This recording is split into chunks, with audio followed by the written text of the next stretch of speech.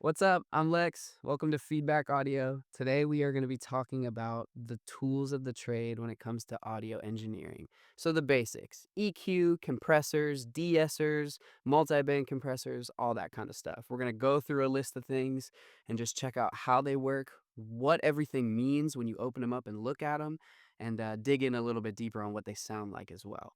So, first thing we're gonna do is we're gonna come over here and listen to a VA-based artist named James. That's Jaims.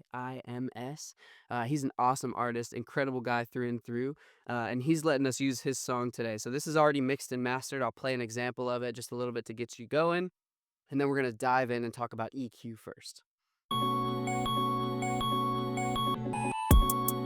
Yeah, alright, okay, alright, okay then, alright, right,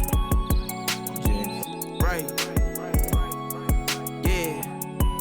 Money came in money when we never broke. I spent bread, I should've saved, but you don't know what you don't know. There were nights we slept in studios, no blankets, we ain't foe. How could I be mad at strippers? We make money off the flow. We make money off the flow. We make money off the flow. We make money off the flow. We make money off the We make money off the yeah. Alright, okay then, alright. We make money off the pray to All right, so that gives you the idea of the song. The first thing that we're gonna get into is this main sample that's getting used.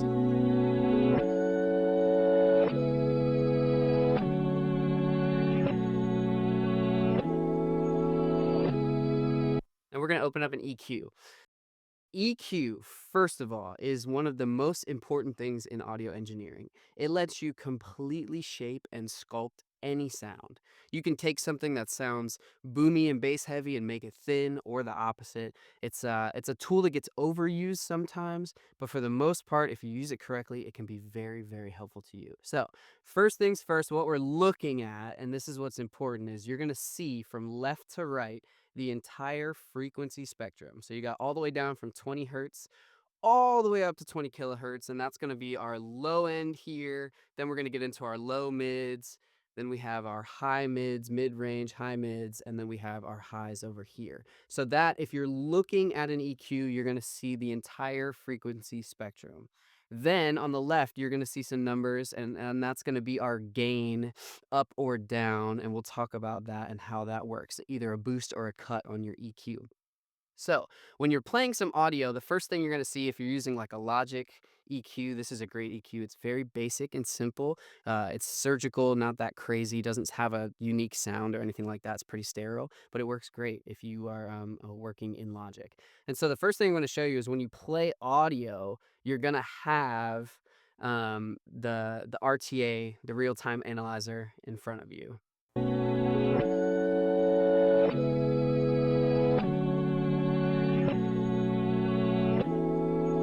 So the RTA is set up as a visual to help confirm what you're hearing with your ears. In audio, a lot of the times people kind of lean into their plugins and worry too much about what things look like, and that is not what we need to be doing. It's important that you use your ears and you make the decisions with your ears. Now, the visuals can be great. They help you a lot and move you through it, but don't rely solely on the visual. Make sure you're using your ears. So, cool things about an EQ. There's all kinds of stuff. Let's start off with our filters. So your filters are located all the way on the left or the right of the plugin, and this is usually general for any EQ.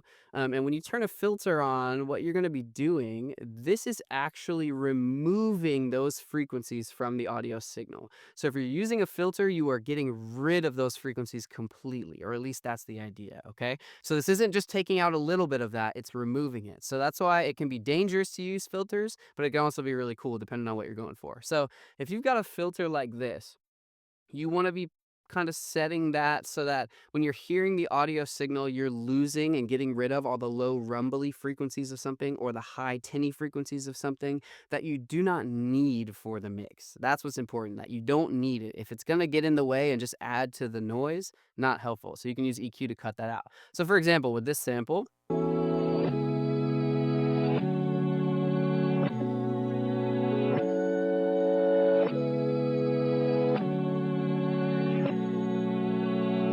I can go in there and cut out some of the lows just enough because I've got 808s, I got kick drums, I got big things happening in here, and I just don't need that low information for the main sample. It's just not necessary. So you can cut it out. Here's before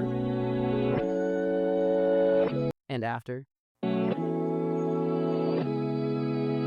And all we're doing is cutting out low information that we don't need. Another thing you can use with the EQ is your high cut. So if you bring in your high cut, that's going to sound like this.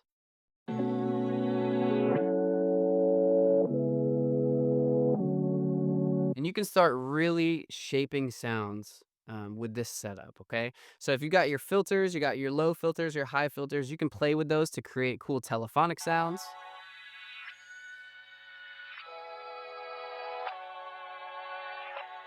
Or cut out all the lows.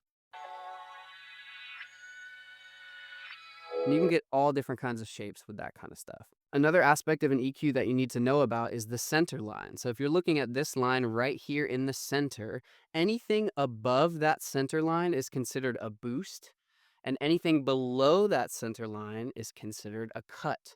So those are the two things that you're doing when you're EQing. You're picking specific frequencies and you're either boosting those frequencies or you're cutting them.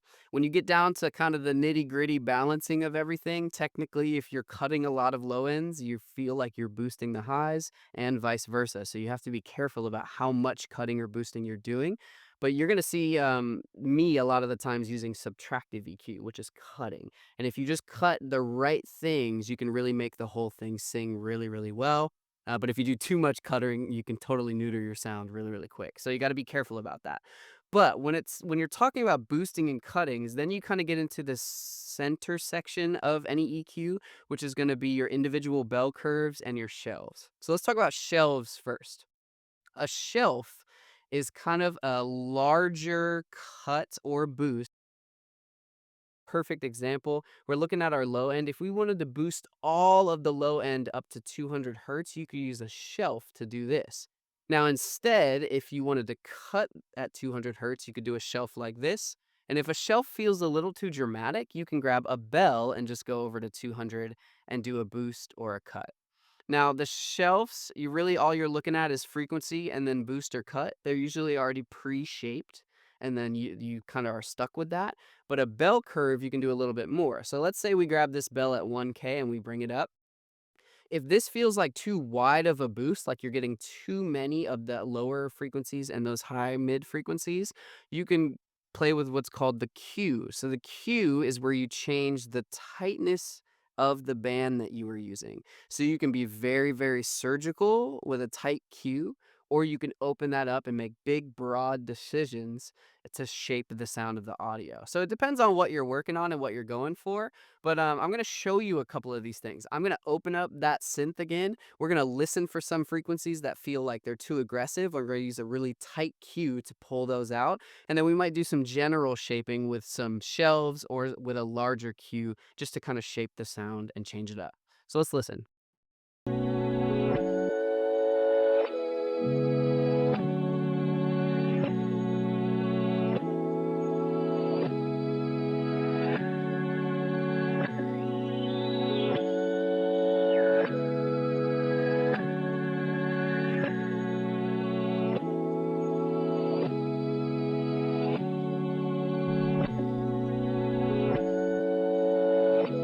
So what you see me doing there is nothing crazy. When you saw me bring up that one point right here, this mid-range point, high up into the sky, almost at 10 dB worth of gain, I was listening for anything that would maybe pull away from the synth or hurt the ears or make it distracting in the mix. And there's some frequencies in there that are pretty ugly. So I boosted them up just to confirm, yes, those sound terrible. That's not what I'm looking for in this synth. And then I could pull them down. And I've only got those pulled down about 5 dB. Nothing crazy, just enough to pull it out of the way a little bit. Now let's talk about that. When we're talking about a bell curve or a shelf in comparison to a filter, we talked about the filter cuts those frequencies out completely. We're getting rid of them. We don't need them. So For example, if you've got an electric guitar, you really don't need anything sub 80 hertz because that's where the bass is going to be, the kick drum is going to be, and it's just going to interact in a negative way, right? So you can get that stuff out. But if you didn't want to completely remove something with a filter, that's when you open up a bell curve or a shelf and you can take out just some of that frequency, okay? It's like turning down or boosting just that specific frequency. So, perfect example right here, you can hear this ringing. And we don't want it to ring so much, so we're gonna pull it down. And now that ringing frequency is still in there, but it's not enough to be distracting.